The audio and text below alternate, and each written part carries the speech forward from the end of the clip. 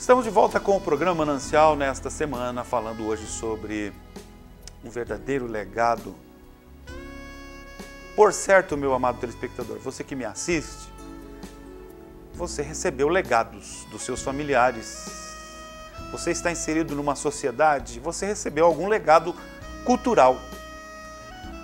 Não é? Você recebeu, nós recebemos legados que nos influenciam a cada dia na nossa maneira de viver, na nossa maneira de nos portarmos diante das situações, diante das pessoas. Enfim, nós temos esta herança. No bloco anterior eu falei sobre o legado de Deus aos homens. Neste bloco eu quero falar sobre o legado de Cristo aos discípulos, aos seus discípulos, muito especialmente aqueles que lhes são conhecidos como discípulos.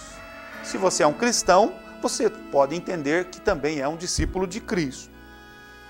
Quando Jesus estava prestes a morrer na cruz, a sofrer o sacrifício no Calvário, um momento antes, Jesus reuniu-se com seus discípulos e lá no capítulo 14 do Evangelho de João, Jesus falou sobre a necessidade de padecer a morte de cruz para o benefício dos homens, para oferecer aos homens a possibilidade de salvação. E os discípulos então começaram a entristecer-se. Poxa, nós vamos ficar agora então desamparados? Estaremos sozinhos? E aí Jesus então envia uma palavra trazendo conforto e consolo para os seus discípulos. Ele promete enviar outro Consolador. Ele promete não deixar os seus discípulos órfãos, sozinhos, abandonados.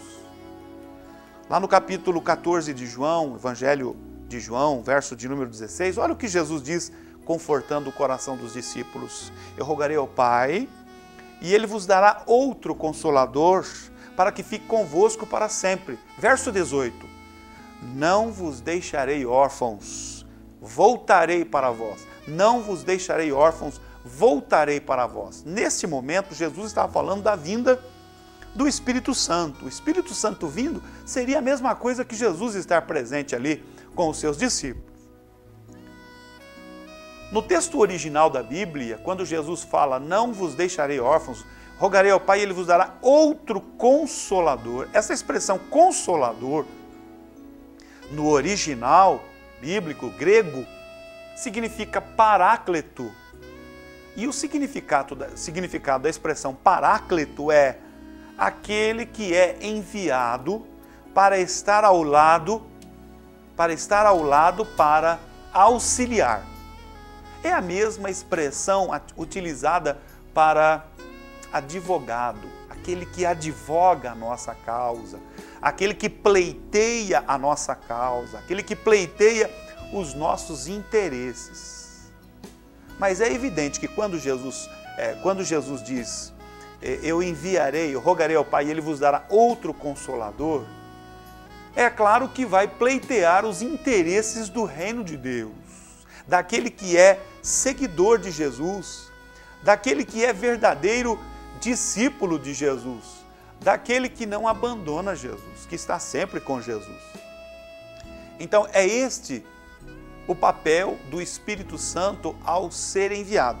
E essa promessa de Jesus, ela se cumpre.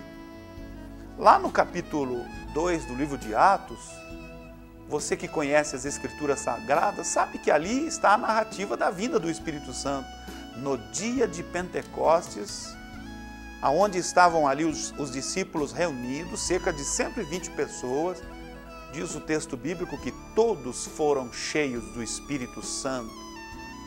Então, o Senhor Jesus fez a promessa e Ele cumpriu a sua promessa.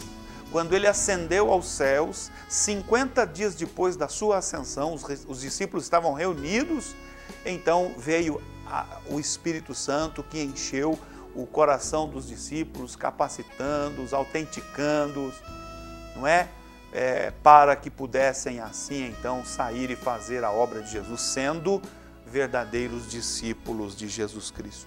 Então, um dos legados que Jesus deixou aos seus discípulos, deixou à igreja, deixou aos cristãos, é justamente a vinda, não é? Que ele fez a promessa e cumpriu a promessa. 50 dias depois da sua ascensão, 50 dias depois ele cumpre a sua promessa da vinda do Paráclito. Rogarei ao Pai e ele vos dará outro Consolador, aquele que foi enviado para estar ao lado, para auxiliar em todo o tempo, aquele que é, não é, também conhecido como o nosso advogado diante de Deus, aquele que nos auxilia, aquele que pleiteia a nossa causa e os nossos interesses na qualidade de membros do reino, de discípulos de Jesus, de seguidores comprometidos com nosso Senhor e Salvador Jesus Cristo.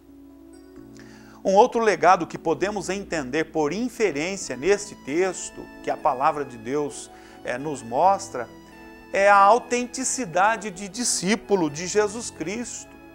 É a autenticidade do discípulo de Jesus Cristo, daquele que é seguidor de Jesus.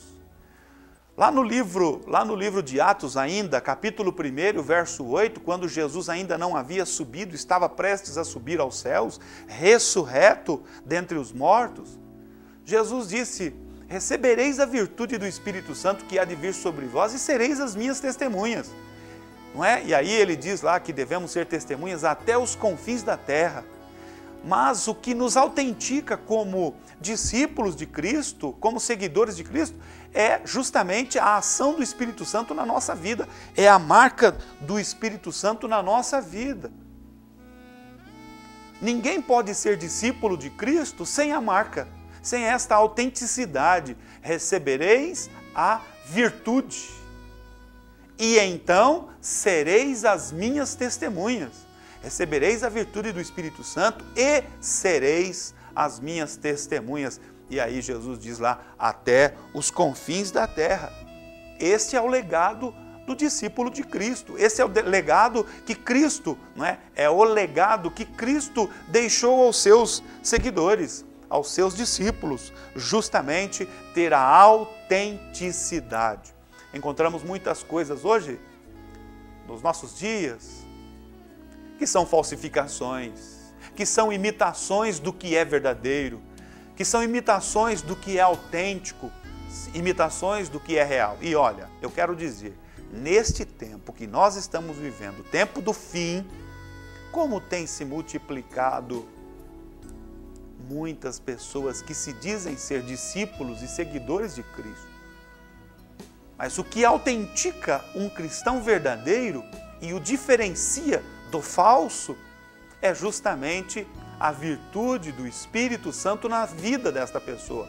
A marca, a ação, a presença, o agir do Espírito Santo na vida destas pessoas. Eu posso falar um pouquinho disso, um pouquinho mais sobre isso mais adiante. Mas um outro legado que Cristo deixa aos seus discípulos é a nova vida, é a vida de reconciliação com Deus. Veja o que Paulo nos fala, escrevendo a segunda carta aos Coríntios, capítulo 5, e o verso de número 17. Assim que, se alguém está em Cristo, nova criatura é.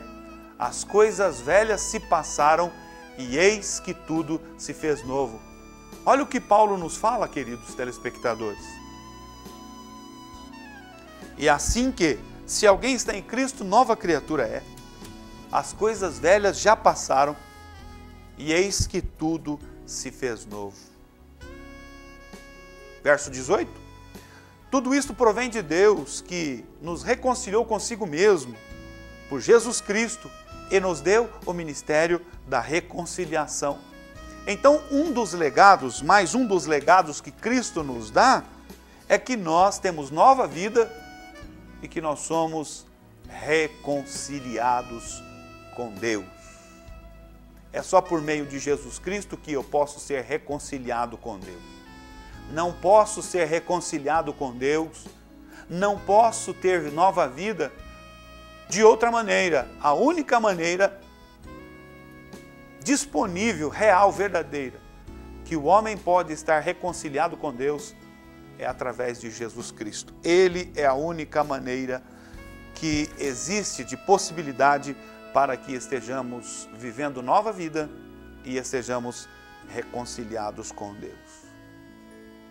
Então, que você possa abraçar a Cristo, reconhecendo a sua obra, reconhecendo o legado que Ele tem transmitido aos homens, tem transmitido aos discípulos, nos permitindo desfrutar desta realidade de sermos discípulos autênticos, de termos a autenticidade de discípulo, a realidade de desfrutarmos da presença, do auxílio em todo o tempo bendito do Seu Espírito. Ele cumpriu a promessa, o Consolador, o outro Consolador foi enviado e está conosco até o dia do arrebatamento da igreja. E finalmente podemos desfrutar de nova vida e podemos estar reconciliados com Deus por meio de Cristo Jesus. Assim vamos para um breve intervalo e após prosseguiremos aqui com o programa.